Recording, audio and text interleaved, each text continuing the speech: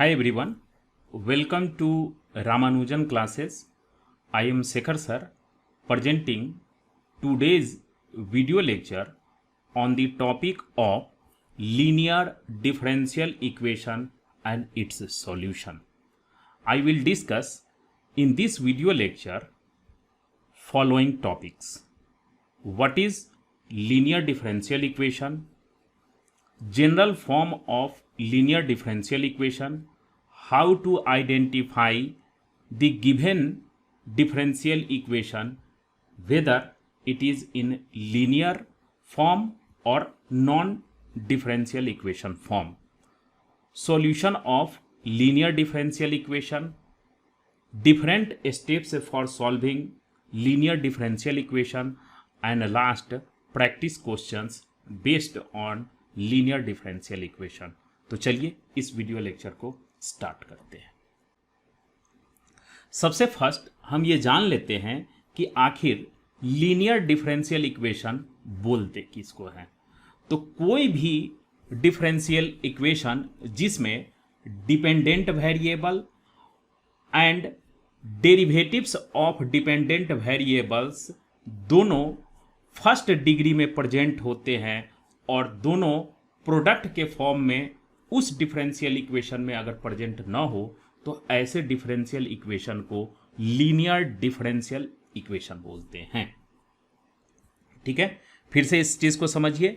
यहां देखिए कि डिपेंडेंट वेरिएबल, तो ये x भी हो सकता है, y भी हो सकता है। सपोज कर लीजिए कि मेरा डिपेंडेंट वेरिएबल y है, तो डिपेंडेंट वेरिएबल y, इसका डेरिवेटिव्स मतलब dy बाई dx, तो यहाँ डिपेंडेंट वेरिएबल और उसका डेरिवेटिव्स ये दोनों फर्स्ट डिग्री में प्रेजेंट होना चाहिए एक, और दूसरा कि ये दोनों प्रोडक्ट के फॉर्म में कभी भी डिफरेंशियल इक्वेशन में प्रेजेंट नहीं होनी चाहिए।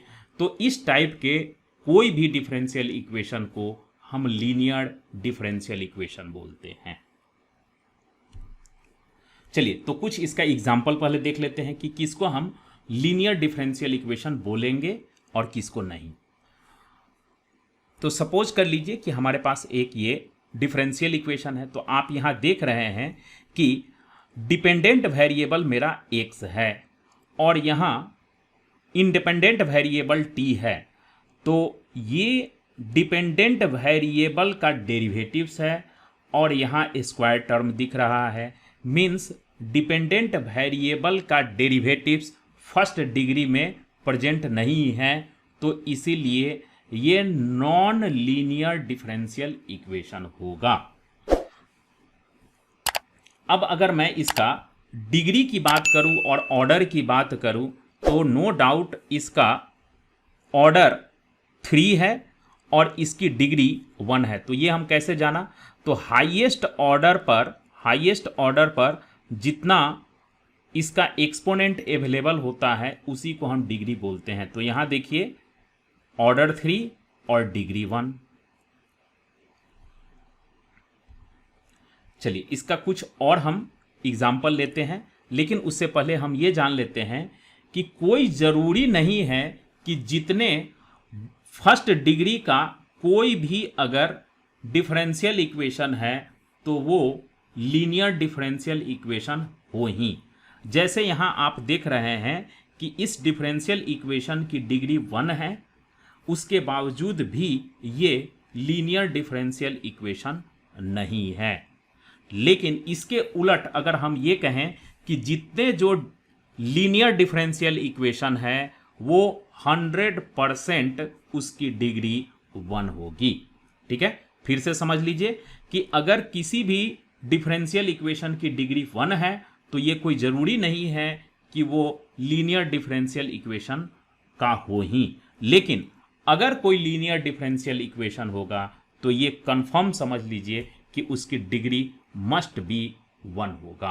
ठीक है, तो चलिए इसका कुछ और एग्जांपल से हम लोग लीनियर डिफरेंशियल इक्वेशन समझने की कोशिश करते हैं। तो यहां देखिए इस एग्जांपल में अगर आप देखें तो ये लीनियर डिफरेंशियल इक्वेशन है। कैसे है, क्योंकि इसके जो भी डिपेंडेंट वेरिएबल y है इसकी डिग्री 1 है, तो डिपेंडेंट वेरिएबल का डेरिवेटिव्स की डिग्री एक तो 1 हो गई और डिपेंडेंट वेरिएबल का इटसेल्फ डिग्री 1 है, तो इसलिए ये लीनियर डिफरेंशियल इक्वेशन होगा, लेकिन इसका ऑर्डर 2 है। तो ये लीनियर डिफरेंशियल इक्वेशन होगा लेकिन इसकी ऑर्डर 2 है। नेक्स्ट अगर हम एग्जांपल देखें तो अब देखिए मैंने क्या आपको बताया था कि कभी भी लीनियर डिफरेंशियल इक्वेशन में अगर डिपेंडेंट वेरिएबल फर्स्ट डिग्री में अगर नहीं है तो वो लीनियर डिफरेंशियल इक्वेशन नहीं होगा। तो यहां आप देख लीजिए कि डिपेंडेंट वेरिएबल फर्स्ट डिग्री में प्रेजेंट नहीं है एक, और सेकेंड हम ऐसे भी चेक कर सकते हैं कि ये डिपेंडेंट वेरिएबल और उसका डेरिवेटिव्स प्रोडक्ट के फॉर्म में है, तो इसलिए ये लीनियर डिफरेंशियल इक्वेशन नहीं होगा। कब? जब हम y को हम यहां डिपेंडेंट वेरिएबल ट्रीट करेंगे तो यहां अगर मैं y को डिपेंडेंट वेरिएबल ट्रीट किया तो देखिए y फर्स्ट डिग्री में नहीं है, लेकिन इसी के उलट अगर मैं इसको सेम डिफरेंशियल इक्वेशन में अगर हम x को डिपेंडेंट वेरिएबल ट्रीट करें तो आप देख लीजिए कि यहां x का डेरिवेटिव्स dx है, ये x यहां फर्स्ट डिग्री में है और इसका डेरिवेटिव भी यहां आप देख रहे हैं कि फर्स्ट डिग्री में है। इस केस में ये लीनियर डिफरेंशियल इक्वेशन होगा। तो सर अब ये कैसे पता चलेगा कि हमें किसको डिपेंडेंट वेरिएबल ट्रीट करना है और किसको इंडिपेंडेंट वेरिएबल ट्रीट करना है? तो आगे मैं इसका एग्जाम्पल से इसको मैं एक्सप्लेन करूंगा, ठीक है। तो चलिए पहले और हम एग्जाम्पल देख लेते हैं। यहां आप देख लीजिए, अगर मैं यहां नेक्स्ट एग्जाम्पल में अगर y को डिपेंडेंट वेरिएबल ट्रीट करूं तो यहां अगेन देखिए कि y लीनियर में नहीं है। अब अगर मैं यहां x को डिपेंडेंट वेरिएबल ट्रीट करूं तो उस केस में आप यहां देखिए x टू दी पावर 1, और अगर मैं यहां dx बाई dy लिख दूं, dx बाई dy इसी को ऐसे लिख दूं, तो उस केस में क्या होगा कि ये भी डिग्री इसकी 1 हो जाएगी और यहां भी डिग्री 1 हो जाएगी। तो यहां आपने क्या देखा कि अगर मैं y को डिपेंडेंट वेरिएबल ट्रीट कर रहा हूं तो ये लीनियर डिफरेंशियल इक्वेशन नहीं है, लेकिन इसके उलट अगर मैं x को डिपेंडेंट वेरिएबल ट्रीट करूं तो उस केस में ये लीनियर डिफरेंशियल इक्वेशन होगा, ठीक है। तो यहां तक आपने क्लियर समझ लिया। अब मैं आपको बताने जा रहा हूं कि लीनियर डिफरेंशियल इक्वेशन जिसकी ऑर्डर 1 हो और डिग्री भी 1 हो उसको हम इजीली आइडेंटिफाई कैसे करते हैं। तो इस टॉपिक को आप अच्छी तरह से समझें। सबसे फर्स्ट है कि डिपेंडेंट वेरिएबल और उसका डेरिवेटिव्स हमेशा फर्स्ट डिग्री में होनी चाहिए। ये फर्स्ट आपका क्राइटेरिया होनी चाहिए, और अगर ये फर्स्ट डिग्री में नहीं है तो आप सीधे वहीं बोल सकते हैं कि ये लीनियर डिफरेंशियल इक्वेशन नहीं है। चलिए इसको एग्जांपल से कुछ समझते हैं। यहां आप देखिए कि अगर मैं y को डिपेंडेंट वेरिएबल ट्रीट करूं तो ये डिपेंडेंट वेरिएबल का डेरिवेटिव्स है, ठीक है, जो कि फर्स्ट डिग्री में है। यहां डिपेंडेंट वेरिएबल y है जो कि फर्स्ट डिग्री में नहीं है। तो यहां y को डिपेंडेंट वेरिएबल ट्रीट करने पर ये लीनियर डिफरेंशियल इक्वेशन नहीं होगा। अब मैं x को डिपेंडेंट वेरिएबल ट्रीट करके देखता हूं तो यहां अगेन x को अगर मैं डिपेंडेंट वेरिएबल ट्रीट करूंगा तो ये भी फर्स्ट डिग्री में नहीं है। मीन्स दैट इस एग्जाम्पल में अगर मैं x को डिपेंडेंट वेरिएबल ट्रीट करूं या फिर y को डिपेंडेंट वेरिएबल ट्रीट करूं, दोनों ही केस में फर्स्ट डिग्री में डिपेंडेंट वेरिएबल नहीं है, इसलिए ये लीनियर डिफरेंशियल इक्वेशन नहीं होगा। नेक्स्ट एग्जाम्पल अगर आप देखें तो आप यहां देखिए कि अगर मैं y को डिपेंडेंट वेरिएबल ट्रीट कर रहा हूं तो यहां देख लीजिए ये फर्स्ट डिग्री में है और उसका डेरिवेटिव भी फर्स्ट डिग्री में है, तो इसलिए ये लीनियर डिफरेंशियल इक्वेशन होगा। लेकिन इसका ऑर्डर 1 नहीं होगा। और हमें सिर्फ क्या पढ़नी है कि ऐसा लीनियर डिफरेंशियल इक्वेशन जिसका ऑर्डर भी 1 होना चाहिए और डिग्री भी 1 होना चाहिए। हाँ, ये लीनियर डिफरेंशियल इक्वेशन है। ठीक है, अब एक और एग्जांपल देख लीजिए। यहां अगर मैं x को डिपेंडेंट वेरिएबल ट्रीट कर रहा हूं x को, तो आप देख लीजिए कि x का डेरिवेटिव का डिग्री 1 नहीं है। x का डेरिवेटिव्स का डिग्री 1 नहीं है, तो इसीलिए ये भी लीनियर डिफरेंशियल इक्वेशन नहीं होगा। तो अब सर यहां ये भी तो हो सकता है कि y को आप डिपेंडेंट वेरिएबल ट्रीट करें, तो आगे मैं ये बताऊंगा कि अगर मैं y को डिपेंडेंट वेरिएबल ट्रीट कर रहा हूं तो डिपेंडेंट वेरिएबल में भी कोई फंक्शन प्रेजेंट नहीं होना चाहिए, यानी डिपेंडेंट वेरिएबल का कोई फंक्शन प्रेजेंट नहीं होना चाहिए। तो यहां मैं x को भी ट्रीट करूं या y को भी ट्रीट कर रहा हूं डिपेंडेंट वेरिएबल, तो भी ये लीनियर डिफरेंशियल इक्वेशन नहीं होगा।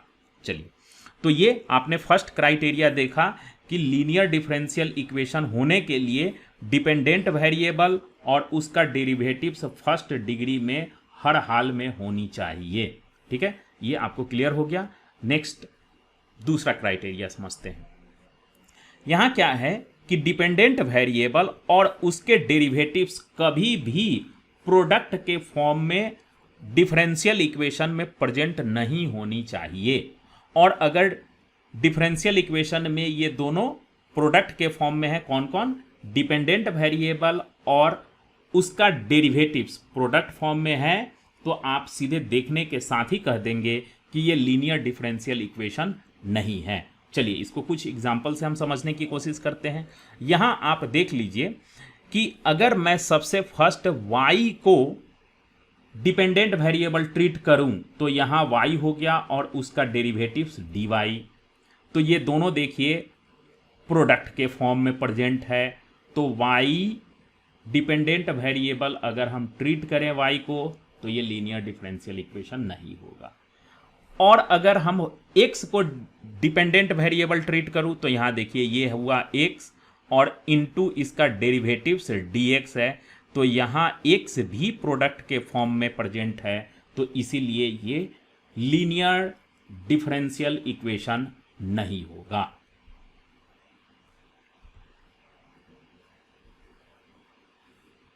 और जो लीनियर डिफरेंशियल इक्वेशन नहीं होता है उसको नॉन लीनियर भी हम बोलते हैं। चलिए, एक और एग्जांपल ले लेते हैं।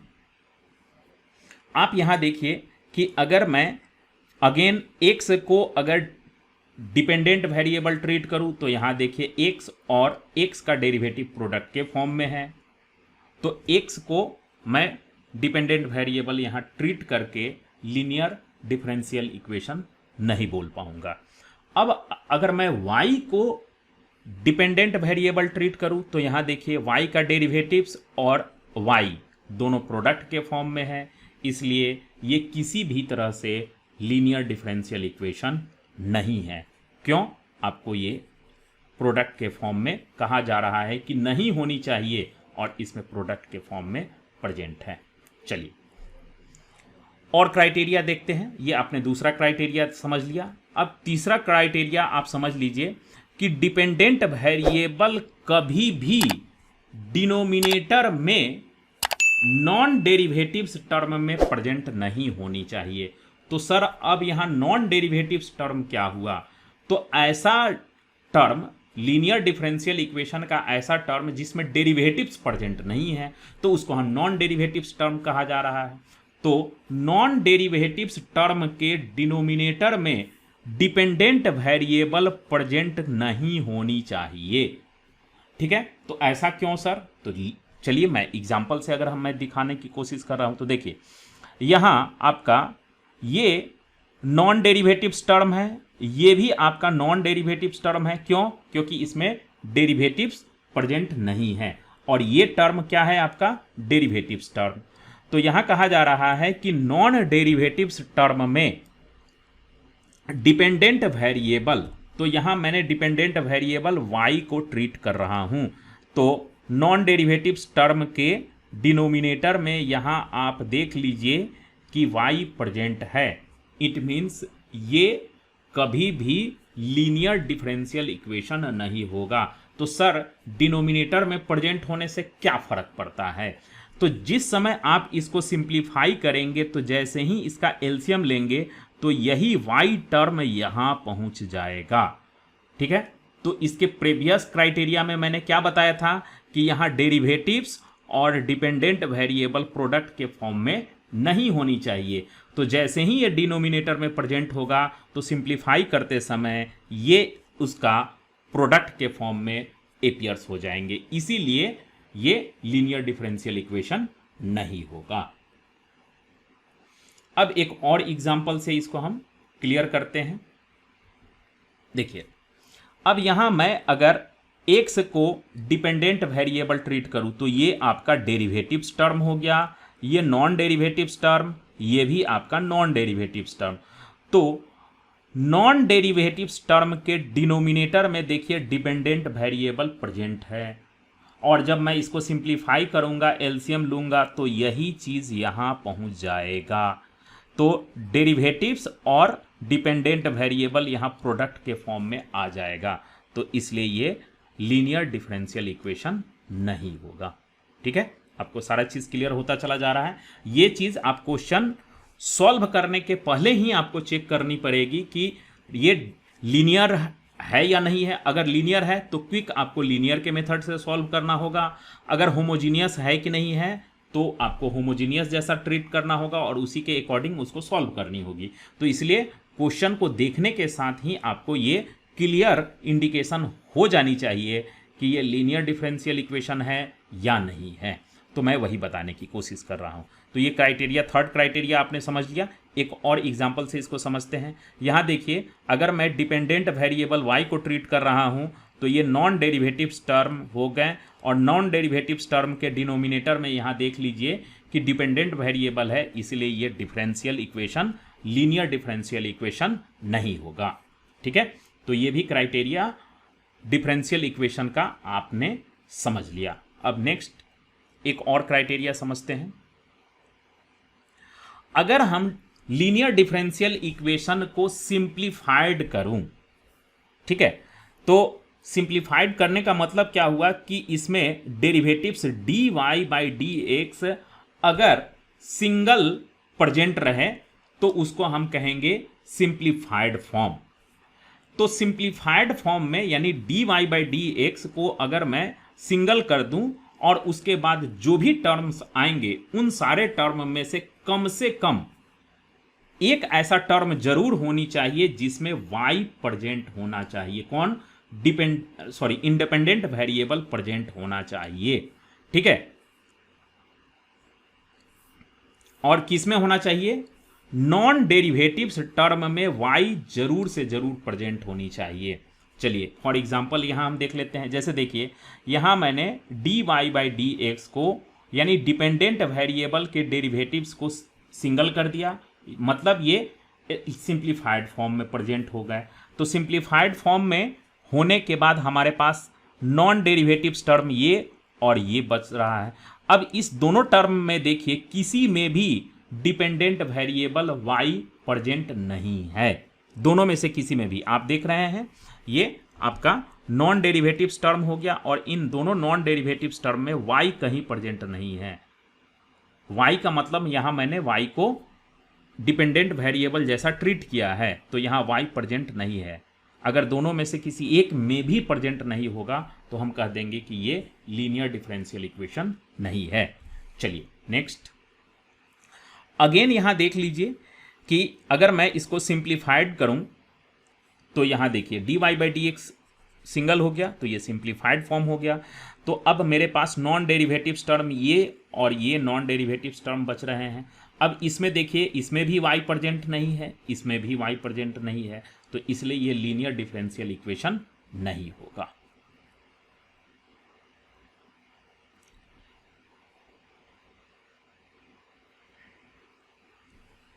अब उसके बाद है नेक्स्ट क्राइटेरिया क्या है कि हमेशा ये ध्यान रखिएगा, ये इंपॉर्टेंट है कि कभी भी डिफरेंशियल इक्वेशन में डेरिवेटिव्स, कभी भी डिफरेंशियल इक्वेशन में डिपेंडेंट वेरिएबल का फंक्शन प्रेजेंट नहीं होना चाहिए। No any function of dependent variable appears in differential equation. Example में आप अगर देख सकते हैं, यहाँ देखिए मैंने y को डिपेंडेंट वेरिएबल ट्रीट किया है और यहाँ देखिए ये जो फंक्शन है यही डिपेंडेंट वेरिएबल का ही ये फंक्शन है, तो इसीलिए ये डिफरेंशियल इक्वेशन नहीं होगा। यानी डिपेंडेंट वेरिएबल का कोई फंक्शन उसमें किसी भी हाल में प्रेजेंट नहीं होनी चाहिए। तो मेरे ख्याल से आपने सारे क्राइटेरिया जिससे हम लीनियर डिफरेंशियल इक्वेशन को आइडेंटिफाई करते हैं वो आपको क्लियर समझ में आ गया। अब चलते हैं नेक्स्ट।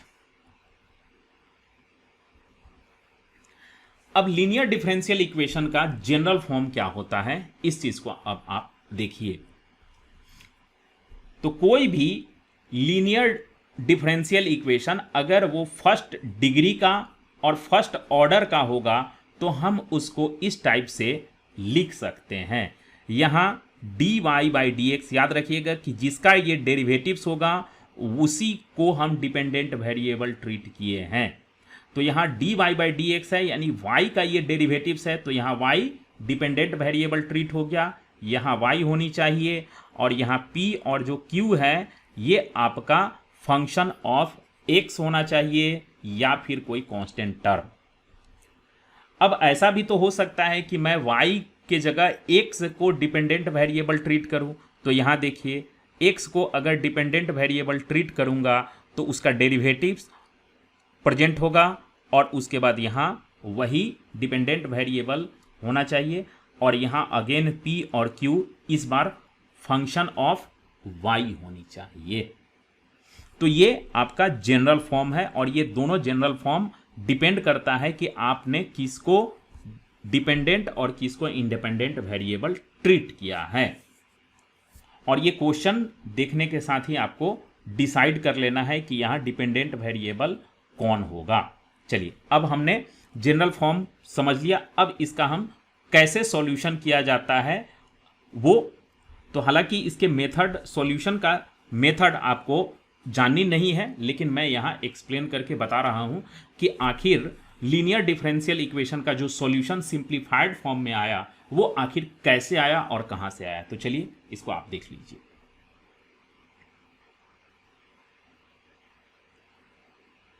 तो सपोज करते हैं कीजिए कि कोई एक लीनियर डिफरेंशियल इक्वेशन है जो स्टैंडर्ड फॉर्म में है, तो ऐसा dy/dx plus py is equal to q एक स्टैंडर्ड फॉर्म में यानी जनरल फॉर्म में लीनियर डिफरेंशियल इक्वेशन है जिसमें y को हमने ट्रीट किया है डिपेंडेंट वेरिएबल।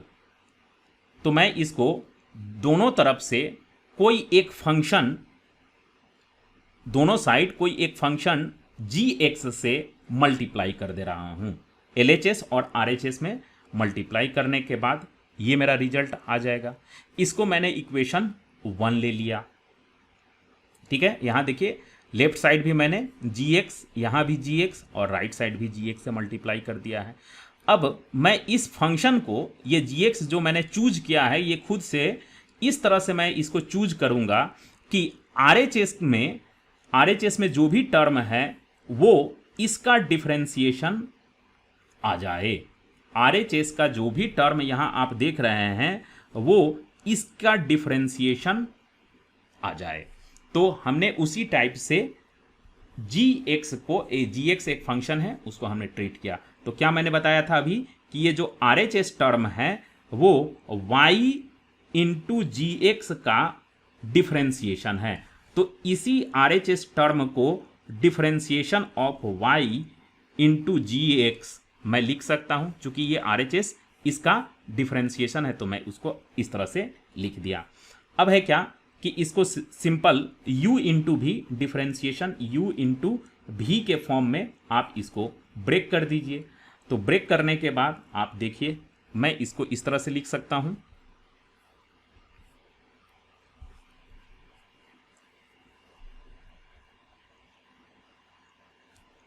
तो यहां इसको डिफरेंशिएट करने के लिए मैंने क्या किया, y को सबसे फर्स्ट डिफरेंशिएट किया, तो y को डिफरेंशिएशन करने पर ये आया और gx को बाहर कर दिया। इस बार y बाहर और gx को मैंने डिफरेंशिएट किया। अब देखिए यहां से ये LHS और RHS के ये दोनों टर्म कैंसिल हो गए और कैंसिल होने के बाद जो मेरा रिजल्ट आया वो सिंप्लीफाइड फॉर्म में मैं उसको इस तरह से लिख सकता हूं। ये टर्म को मैंने यहां लिखा और इस टर्म को मैंने यहां लिख दिया।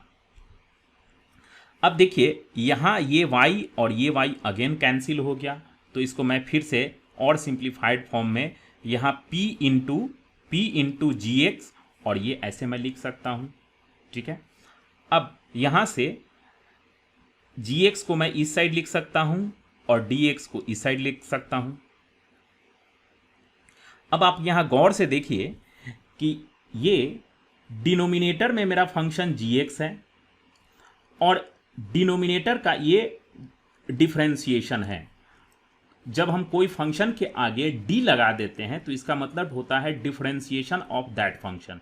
तो यहाँ d मैंने लिखा हुआ है, ये d और उसके बाद एक फंक्शन है gx, तो इसका मतलब हुआ कि ये डिफरेंशिएशन ऑफ gx मतलब डिनोमिनेटर का। तो आप ऑलरेडी जान रहे हैं एक फॉर्मूला कि f डैश x यानी कोई फंक्शन का डिफरेंशिएशन अगर न्यूमरेटर में प्रेजेंट हो तो इस चीज को मैं ऐसे लिख सकता हूं, log fx।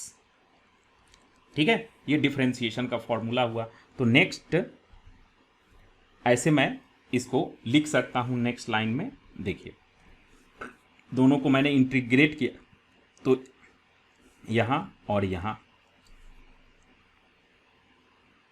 ऐसे इंटीग्रेट करने के बाद, और मैं अभी तुरंत बताया था ऐसा कि f डैश एक्स यहाँ रहेगा और यहाँ fx, और इसको मैं अगर इंटीग्रेट करता हूँ, ऐसे इंटीग्रेट करता हूँ तो ये क्या आ जाएगा, log fx।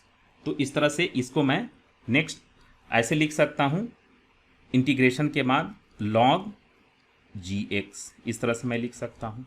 ठीक है, तो चलिए मैं लिख दिया इस तरह से। देखिए यहाँ log, और यहाँ LHS में ये एज इट इज रहेगा। अब देखिए यहाँ मैं log को एक्सपोनेंट के फॉर्म में ब्रेक कर रहा हूँ, तो log को जब मैं एक्सपोनेंट के फॉर्म में ब्रेक कर रहा हूँ तो इस तरह से लिख सकता हूँ। ठीक है, ये टर्म इधर चला आता है और ये टर्म इधर चला आता है एक्सपोनेंट के फॉर्म में। तो ये फाइनल मेरा जो मैंने gx एज्यूम किया था, याद कीजिए मैंने gx जहाँ एज्यूम किया था वो अब मेरा इस टाइप में आ गया, और यही चूंकि gx से मैंने मल्टीप्लाई किया था तो इसी को हम बोलते हैं मल्टीप्लाइंग फैक्टर, या हम इसको इंटीग्रेटिंग, चूंकि हमें इंटीग्रेशन को इजी करने के लिए हमने इस इंटीग्रेशन में मल्टीप्लाई किया था तो इसीलिए हम इसको बोलते हैं इंटीग्रेटिंग फैक्टर। और यही डायरेक्ट हम लोग लिख देते हैं integrating factor IF is equal to e to the power integration p dx। तो अब आप समझ गए कि इंटीग्रेटिंग फैक्टर ये दरअसल आया कहाँ से। ठीक है, यहाँ तक तो क्लियर है। अब वापस मैं इक्वेशन 1 में जहाँ मैंने gx से LHS और RHS में मल्टीप्लाई किया था वहाँ मैं gx का वैल्यू पुट कर दे रहा हूँ। ये मेरा इक्वेशन फर्स्ट है और इसी इक्वेशन में मैं gx के जगह इस वैल्यू को पुट कर दे रहा हूँ, यहाँ यहाँ और यहाँ। उसके बाद आप देखिए अब मैं इसको सिंप्लीफाई करके इस तरह से लिख रहा हूं। यहां देखिए अगर इसको u इंटू, इसको मैंने u लिया और इसको v लिया, तो u इंटू v पर अगर आप ब्रेक करेंगे तो यही सेम एक्सप्रेशन आ जाएगा। तो इसके प्लेस पर मैं डायरेक्ट ऐसे लिख सकता हूं। देखिए कैसे, तो यहां देखिए ये मेरा अगर u फंक्शन है तो u को एज इट इज लिखा, v को डिफरेंशिएट किया, फिर यहाँ v को एज इट इज लिखा, u को डिफरेंशिएट किया तो ये आया। तो ये डायरेक्ट मैं u इंटू v के फॉर्म पर ऐसे लिख सकता हूं। तो मैंने लिख दिया और RHS में जो टर्म था वो टर्म एज इट इज रहेगा। ठीक है, अब ये dx को मैं यहां लिख सकता हूं, वही dx यहां लिखा गया है और इधर बच गया ऐसा। नेक्स्ट, अब मैं इसको दोनों साइड इंटीग्रेट कर रहा हूं। तो इंटीग्रेट करने के बाद आप देखिए कि ये एक्सप्रेशन इस फॉर्म में आ जाएगा। यहाँ मैं इंटीग्रेट करूंगा तो वही एक्सप्रेशन मैंने यहाँ लिखा है। तो देखिए यहाँ इंटीग्रेशन है और यहाँ डिफरेंशिएशन। तो इंटीग्रेशन और डिफरेंशिएशन कहीं भी एक साथ अगर प्रेजेंट रहे, जैसे एग्जांपल में मैं यहाँ ऐसे बता रहा हूँ, तो देखिए यहाँ इंटीग्रेशन साइन है और यहाँ डिफरेंशिएशन एक साथ प्रेजेंट होता है, तो ये दोनों एक दूसरे को कैंसिल कर देगा और जो भी रिजल्ट आएगा x। तो सेम वैसा ही देखिए इंटीग्रेशन और डिफरेंशिएशन एक साथ प्रेजेंट है और ये पूरे के पूरे डिफरेंशिएशन के ब्रैकेट में प्रेजेंट है। तो अब ये दोनों एक दूसरे को कैंसिल करके मेरा ये रिजल्ट आ जाएगा। तो ये देखिए ये रिजल्ट आया यहाँ। ठीक है, अब उसके बाद यही मेरा फाइनल रिजल्ट आ गया। तो हम लोग क्या करते हैं कि सिंप्लीफाइड सॉल्यूशन बस इतना को जानते हैं, लेकिन ये कहाँ से आया ये मैंने अब आपको एक्सप्लेन कर दिया कि ये दरअसल इंटीग्रेटिंग फैक्टर कहाँ से आया, कैसे मैंने इंटीग्रेटिंग फैक्टर को लाया और फिर उसके बाद इसका सॉल्यूशन कैसे हुआ, ये मैंने आपको अच्छी तरह से क्लियर कर दिया है। तो चलिए अब उसके बाद मैं आपको बताने जा रहा हूँ कि इसको सॉल्व करने के लिए, लीनियर डिफरेंशियल इक्वेशन को सॉल्व करने के लिए क्या क्या स्टेप्स होते हैं, वो स्टेप्स हम कैसे फॉलो करके लीनियर डिफरेंशियल इक्वेशन को सॉल्व करते हैं। तो चलिए स्टेप 1 में सबसे फर्स्ट हम क्या करते हैं कि हमें आइडेंटिफाई करना होता है कि डिपेंडेंट वेरिएबल x है या फिर y है। और इसका मैं कैसे आइडेंटिफाई करूंगा, तो उसके लिए मैंने कई सारे रूल बताया है कि कभी भी अगर जिसको डिपेंडेंट वेरिएबल मैं ट्रीट कर रहा हूं तो वो ऑलवेज फर्स्ट डिग्री में होनी चाहिए, डिनोमिनेटर में नहीं प्रेजेंट होनी चाहिए, उसका डेरिवेटिव्स भी फर्स्ट ऑर्डर में होनी चाहिए और डिपेंडेंट वेरिएबल और उसका डेरिवेटिव्स प्रोडक्ट के फॉर्म में नहीं होना चाहिए, डिपेंडेंट वेरिएबल फंक्शन के फॉर्म में नहीं होना चाहिए। तो इन सारे क्राइटेरिया से हम आसानी से जज कर सकते हैं कि डिपेंडेंट वेरिएबल हमें किसको ट्रीट करनी है। तो फर्स्ट स्टेप आपने समझ लिया कि डिपेंडेंट वेरिएबल को हमें आइडेंटिफाई करना है कि कौन सा डिपेंडेंट वेरिएबल है। सेकेंड स्टेप में हमें क्या करना है कि डिपेंडेंट वेरिएबल आइडेंटिफाई होने के बाद हमें स्टैंडर्ड फॉर्म में लिखना है, जो कि मैंने आपको जनरल फॉर्म बताया था, ये कि अगर यहाँ y डिपेंडेंट वेरिएबल है तो उसके लिए स्टैंडर्ड फॉर्म ये है, और अगर यहाँ x डिपेंडेंट वेरिएबल है तो उसके लिए स्टैंडर्ड फॉर्म ये है। तो सेकेंड स्टेप में मैं इसको स्टैंडर्ड फॉर्म में लिखूंगा और देन p और q क्लियरली हमें पता चल जाएगा कि p और q क्या है। अब स्टेप 3 में मैं क्या करूंगा, उसके बाद स्टेप 3 में हमें इंटीग्रेटिंग फैक्टर निकालना है। तो इंटीग्रेटिंग फैक्टर क्या होता है, तो अगर मैं इसमें y को डिपेंडेंट वेरिएबल ट्रीट कर रहा हूं तो y के लिए ये इंटीग्रेटिंग फैक्टर है, और अगर मैं x को डिपेंडेंट वेरिएबल ट्रीट कर रहा हूं तो उसके लिए ये इंटीग्रेटिंग फैक्टर है। तो आपने थर्ड स्टेप समझ लिया कि integrating factor. Then third step के बाद फाइनल हमें सॉल्यूशन लिखना होता है जो इस फॉर्मेट का होता है, और उसके बाद उसको हमें सिंप्लीफाई कर देना होता है। तो मैंने अगर y को डिपेंडेंट वेरिएबल ट्रीट किया है तो उसका सॉल्यूशन इस फॉर्मेट में लिख करके हमें सिंप्लीफाई करनी होती है, और अगर मैं x को डिपेंडेंट वेरिएबल ट्रीट किया हूं तो उसको हमें इस फॉर्मेट में लिख करके सिंप्लीफाई करनी होती है, और जो रिजल्ट आता है वही आपका रिक्वायर्ड सॉल्यूशन हो जाता है। ठीक है, तो मेरे ख्याल से यहाँ तक सारी चीज़ें आपको क्लियर हो गई है। तो चलिए कुछ क्वेश्चन प्रैक्टिस कर लेते हैं जो कि लीनियर डिफरेंशियल इक्वेशन पर बेस्ड है। तो उसको मैं स्टेप बाय स्टेप आपको बताता चलूंगा कि ये मैंने कैसे आइडेंटिफाई किया कि ये लीनियर डिफरेंशियल इक्वेशन का है, और उसमें डिपेंडेंट वेरिएबल मैं कैसे सर्च करूंगा। तो चलिए स्टार्ट करते हैं। तो ये मेरा फर्स्ट क्वेश्चन है। ठीक है, तो सबसे फर्स्ट हमें ये देखना है कि अगर मैं यहाँ y को डिपेंडेंट वेरिएबल ट्रीट करूं तो यहां देखिए y मेरा फर्स्ट डिग्री में नहीं है, तो यहीं से y डिपेंडेंट वेरिएबल में ट्रीट नहीं होगा। तो अब हमारे पास क्या बचता है कि x को डिपेंडेंट वेरिएबल ट्रीट करना। तो मैं चेक कर लूं कि x में फर्स्ट डिग्री में है कि नहीं है, तो हाँ है। उसके बाद है x का डेरिवेटिव्स, वो भी फर्स्ट डिग्री में है, तो इसका मतलब हमें यहाँ x को डिपेंडेंट वेरिएबल ट्रीट करनी है। ये क्लियर हो गया।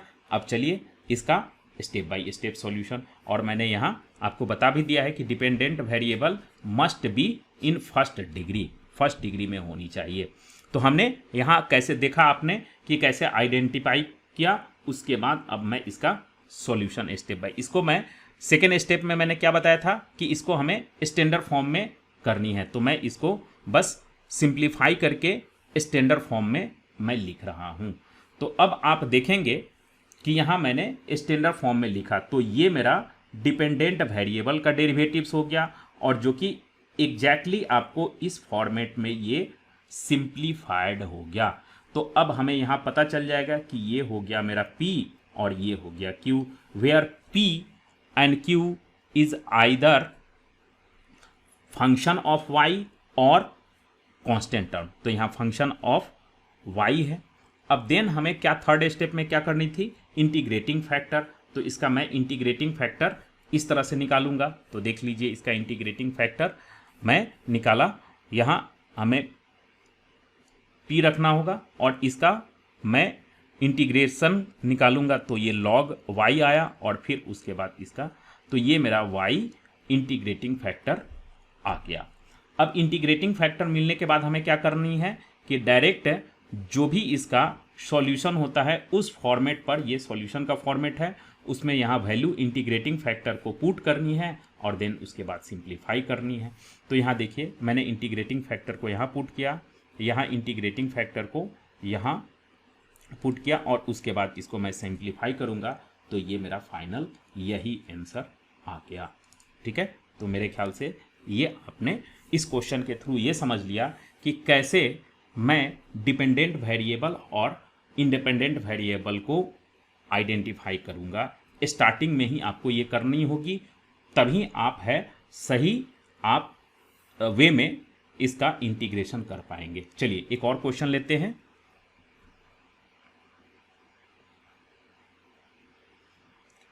अब यहाँ अगेन हमें देखना है कि डिपेंडेंट वेरिएबल अगर मैं यहाँ y को ट्रीट कर रहा हूँ, तो देखिए y फर्स्ट डिग्री में नहीं है, तो y डिपेंडेंट वेरिएबल ट्रीट नहीं होगा। ठीक है, अब अगर मैं यहाँ, लेकिन आप देखिए कि आपको कंफ्यूज करने के लिए y का डेरिवेटिव्स लिखा हुआ है, तो कभी भी किसी भी वेरिएबल का डेरिवेटिव्स देख करके डिपेंडेंट और इंडिपेंडेंट वेरिएबल कभी डिसाइड मत कीजिएगा। यहाँ देखिए यहाँ dy बाई डी एक्स लिखा है, तो आप भूल से ऐसा नहीं कर सकते हैं कि हाँ यहाँ डेरिवेटिव्स y का गिवन है तो इसका मतलब y ही आपका डिपेंडेंट वेरिएबल होगा, ऐसा कभी गलती आप नहीं करेंगे। आपको क्या करनी है कि सबसे पहले अगर डिपेंडेंट वेरिएबल होगा तो उसकी डिग्री चेक करनी है। तो यहाँ मैंने देख लिया कि यहीं इसकी डिग्री 2 है, तो आगे इसकी बात ही हमें नहीं करनी है। तो अब x के बारे में मैं चेक करूंगा, तो यहाँ देखिए कि x की डिग्री 1 हो गई और बाकी जगह पे x प्रेजेंट नहीं है, तो हम इसको ही डिपेंडेंट वेरिएबल ट्रीट करेंगे और इसको सिंप्लीफाई करेंगे। तो देखिए मैं इसको सिंप्लीफाई कर रहा हूँ, तो यहाँ dx को मैं इधर लाया, dy को यहाँ, तो ये टर्म आ गया इस साइड। अब देखिए यहाँ मेरा x है फर्स्ट डिग्री में और इसका डिग्री भी फर्स्ट आ गया, तो x को डिपेंडेंट वेरिएबल ट्रीट करके मैं इसको सिंप्लीफाई कर रहा हूँ और सिंप्लीफाई करने के बाद मेरा स्टैंडर्ड फॉर्म ये आ गया। अब यहाँ देखिए स्टैंडर्ड फॉर्म में, तो ये मेरा क्या आया p और ये q आ गया और ये इस फॉर्म में है। ठीक है, तो देन हमें थर्ड स्टेप अब क्या करनी है, इंटीग्रेटिंग फैक्टर निकालनी है। तो इसका हमने इंटीग्रेटिंग फैक्टर निकाला, तो जस्ट लाइक ऐसा आया। ठीक है, यहाँ -1 बाई y का इंटीग्रेशन करेंगे तो माइनस लॉग वाई आएगा। और लॉग में कभी भी जो भी कॉफिशिएंट होता है वो एक्सपोनेंट में चला आता है, तो मैं इस माइनस साइन को अगर रिमूव करूँगा तो वही साइन यहाँ चला आएगा, और उसके बाद यहाँ मैं इसको इस तरह से लिख सकता हूँ। और लॉग का फॉर्मूला एक्सपोनेंट में होता है कि अगर ऐसा रहे e टू द पावर अगर x रहे, तो यहाँ देखिए ये एक्सपोनेंट का बेस हो गया और ये लॉग का बेस हो गया। तो कभी भी एक्सपोनेंट का बेस और लॉग का बेस सेम हो जाता है तो ये एक दूसरे को कैंसिल कर देगा और जो रिजल्ट है वो आ जाएगा। तो सेम यहाँ देखिए इसका एक्सपोनेंट और यहाँ हिडन बेस है, ये दोनों मैच कर गया तो यहाँ y 1/y। अब उसके बाद सॉल्यूशन मेरा इस तरह का होगा, सॉल्यूशन को इस फॉर्मेट में हमें लिख देनी है, ठीक है। तो यहाँ ये x, यहाँ इंटीग्रेटिंग फैक्टर, फिर यहाँ क्यूब, यहाँ इंटीग्रेटिंग फैक्टर, और मैं इसको सॉल्व किया तो रिजल्ट मेरा ये आ गया और यही मेरा फाइनल आंसर हो गया, ठीक है। तो ये भी आपको क्वेश्चन क्लियर हो गया। अब उसके बाद नेक्स्ट एक और क्वेश्चन देखते हैं।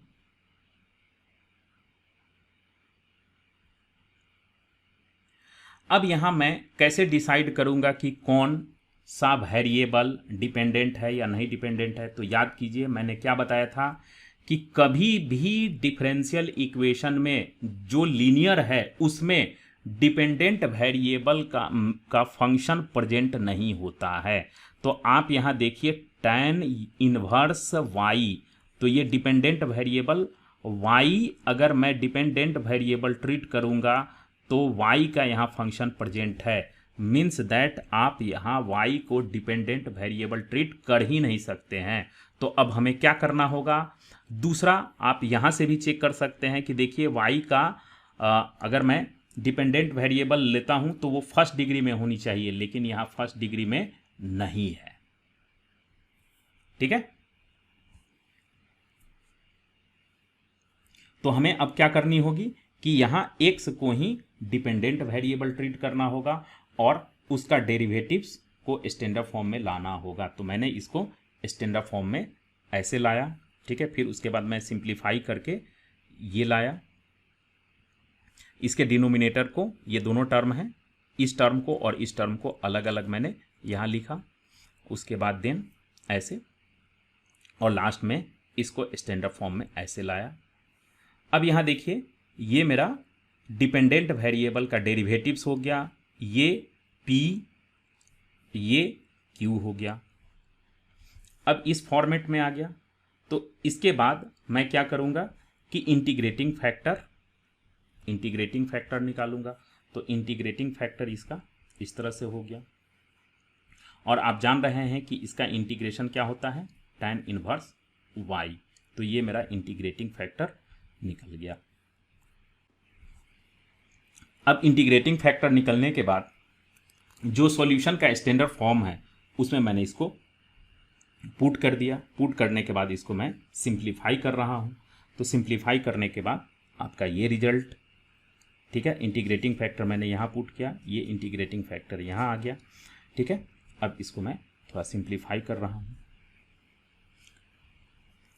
अब यहाँ के बाद आप देखिए कि अगर मैं इसको कोई एक अनदर वेरिएबल t पुट करूं, t इसके जगह सब्स्टिट्यूशन मैं कर रहा हूं, तो इसको मैं t पुट करूं तो अब मेरा इसका डिफरेंशिएशन क्या होगा, tan इनवर्स y और dx इज इक्वल टू क्या हो जाएगा, इसका अगर मैं डिफरेंशिएशन करूं तो इधर हो जाएगा dt बाई dx। तो नेक्स्ट स्टेप में मेरा क्या हो जाएगा, यहाँ देख लीजिए, इसका डिफरेंशिएशन करेंगे तो हो जाएगा dy by 1 plus y square is equal to dt। तो अब क्या करनी है हमें, इसके जगह tan इनवर्स y के जगह हमें सब्स्टिट्यूट कर देनी है t से, और इसके प्लेस पर सब्स्टिट्यूट करना है dt से। तो मैं इसको सब्स्टिट्यूट कर दे रहा हूं, और ये देखिए यहां देखिए मैंने इसको t से सब्स्टिट्यूट कर दिया, इसको dt से सब्स्टिट्यूट कर दिया, और यहाँ जो मैंने आपको बताया था इसको मैंने यहाँ ये t से सब्स्टिट्यूट किया है। मैं फिर से इसको बता रहा हूँ, यहाँ से देखिए, इसको मैंने यहाँ से t से सब्स्टिट्यूट करके यहाँ लिखा, इस वाले को यहाँ सब्स्टिट्यूट किया, और इस वाले को यहाँ से देखिए इससे सब्स्टिट्यूट कर दिया। ठीक है, ताकि सब्स्टिट्यूशन मेथड से मेरा ये आसानी से सॉल्व हो जाए। अब इस सब्स्टिट्यूशन मेथड में इंटीग्रेशन बाय पार्ट मैंने यूज़ किया, तो इंटीग्रेशन बाय पार्ट में ये मेरा हो गया u, ये u और ये हो गया v। तो u को बाहर किया, उसके बाद v का इंटीग्रेशन, u का डिफरेंशिएशन और फिर v का इंटीग्रेशन। देन उसके बाद ये सिंप्लीफाइड फॉर्म में इस तरह से आ गया ऐसे। इसका देखिए यहाँ t, इसका इंटीग्रेशन dt और इसका इंटीग्रेशन यहाँ देख लीजिए। अब e to the power t को मैंने कॉमन ले लिया, ठीक है, और देन लास्ट में इसका मैंने वैल्यू पुट कर दिया, तो ये रिजल्ट आपके सामने आ गया और यही इसका मेरा आंसर हो गया। चलिए एक और क्वेश्चन ले लेते हैं। अब यहां फिर से आप देखिए कि डिपेंडेंट वेरिएबल में function of dependent variable present नहीं होना चाहिए। तो अगर मैं यहाँ x को डिपेंडेंट वेरिएबल लूँ तो यहाँ देखिए x का यहाँ फंक्शन प्रेजेंट है, यहाँ भी x का फंक्शन प्रेजेंट है, तो इसीलिए x को मैं डिपेंडेंट वेरिएबल अब ट्रीट नहीं कर सकता। तो अब किसको मैं ट्रीट कर सकता हूँ? तो y को। तो y को मैंने डिपेंडेंट वेरिएबल ट्रीट किया। देन उसके बाद मैं अब इसको सिंप्लीफाई कर रहा हूँ। सिंप्लीफाई करने के बाद अब आप देख लीजिए, अब यहां से देखिए ये डिपेंडेंट वेरिएबल का डेरिवेटिव्स ये मेरा आ गया p और ये मेरा आ गया q, जो कि इस फॉर्मेट पर आ गया। अब उसके बाद मैं इंटीग्रेटिंग फैक्टर निकालूंगा, इसका इंटीग्रेटिंग फैक्टर जो कि इस फॉर्मेट में है, ठीक है। इसका देखिए इसका डेरिवेटिव्स यहां प्रेजेंट है, तो सेम वैसा ही न्यूमरेटर में किसी भी फंक्शन का अगर डेरिवेटिव्स प्रेजेंट रहता है तो उसको डायरेक्ट हम log x लिखते हैं। तो इसका डेरिवेटिव्स यहाँ प्रेजेंट था, तो यहाँ log x हो गया। अब एक log एक्सपोनेंट से कैंसिल होने के बाद यहाँ log x आपका इंटीग्रेटिंग फैक्टर हो गया। तो अब उसके बाद हम सॉल्यूशन क्या करेंगे? तो इस सॉल्यूशन में इंटीग्रेटिंग फैक्टर को यहाँ पुट करनी है, यहाँ और यहाँ q। उसके बाद इसको इंटीग्रेट किया, देन उसके बाद आपको इसको सिंप्लीफाई करनी है, और सिंप्लीफाई करने के बाद मेरा ये रिजल्ट आ गया और यही आपका आंसर हो गया। ठीक है, मेरे ख्याल से ये आपको क्लियर हो गया है। चलिए एक और क्वेश्चन ले लेते हैं लास्ट। अब यहां से फिर से देख लीजिए, यहां आपको सीधे cot x नजर आ रहा है, यानी फंक्शन ऑफ x। यहां भी cosec स्क्वायर x नजर आ रहा है, तो x को डिपेंडेंट वेरिएबल ट्रीट नहीं कर सकते हैं। तो अब हमें किसको करना होगा? y को। तो अब चेक कर लेते हैं, y यहां प्रेजेंट है फर्स्ट डिग्री, y का derivatives first degree, means y अगर डिपेंडेंट वेरिएबल होगा तो ये लीनियर डिफरेंशियल इक्वेशन है। ठीक है, अब उसके बाद मैं इसको सिंप्लीफाई कर रहा हूं। y को डिपेंडेंट वेरिएबल ट्रीट करके मैं इसको सिंप्लीफाई किया, तो यहां देखिए डिपेंडेंट वेरिएबल का डेरिवेटिव्स, उसके बाद ये हो गया मेरा p और ये हो गया मेरा q। ठीक है, अब उसके बाद इंटीग्रेटिंग फैक्टर, तो इंटीग्रेटिंग फैक्टर इस तरह से यहां cot x का इंटीग्रेशन log sin x आया, और मैंने आपको अभी कुछ देर पहले बताया था कि log में अगर कोई कोफिशिएंट प्रेजेंट होता है तो यहाँ एक्सपोनेंट के फॉर्म में यहाँ चला आता है, एक्सपोनेंट के फॉर्म में। तो ये नेक्स्ट स्टेप में ये ऐसे होगा e to the power log sin square x, और मैंने बताया था कि e से यहाँ e ये दोनों मैच कर रहा है, तो इसलिए ये टर्म पूरा कैंसिल हो जाएगा और रिजल्ट मेरा sin x आ गया। तो इंटीग्रेटिंग फैक्टर मिल गया, उसके बाद हमें सॉल्यूशन को जस्ट इस फॉर्मेट में लिख देना है और उसके बाद इसको सिंप्लीफाई करनी है। तो आप यहाँ देखेंगे कि Q का वैल्यू यहाँ मैंने लिखा और यहाँ इंटीग्रेटिंग फैक्टर ये लिखा, ये दोनों टर्म कैंसिल हो गया और उसके बाद मेरा सिंपल रिजल्ट ये आ गया। और अब इसको अगर मैं सिंप्लीफाइड फॉर्म में लिखता हूँ तो यही मेरा आंसर आ गया।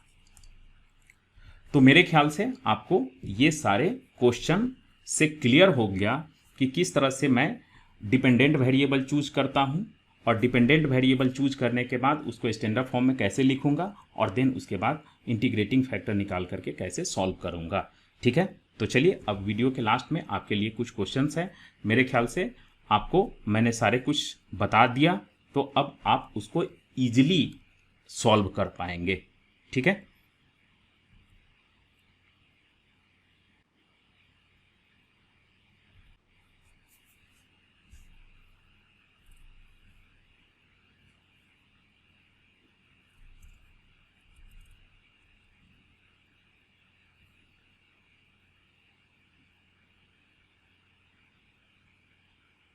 तो चलिए अगर ये वीडियो लेक्चर आपके लिए यूजफुल और हेल्पफुल होगा तो please like, subscribe and share to all your friend. तब तक जय हिंद।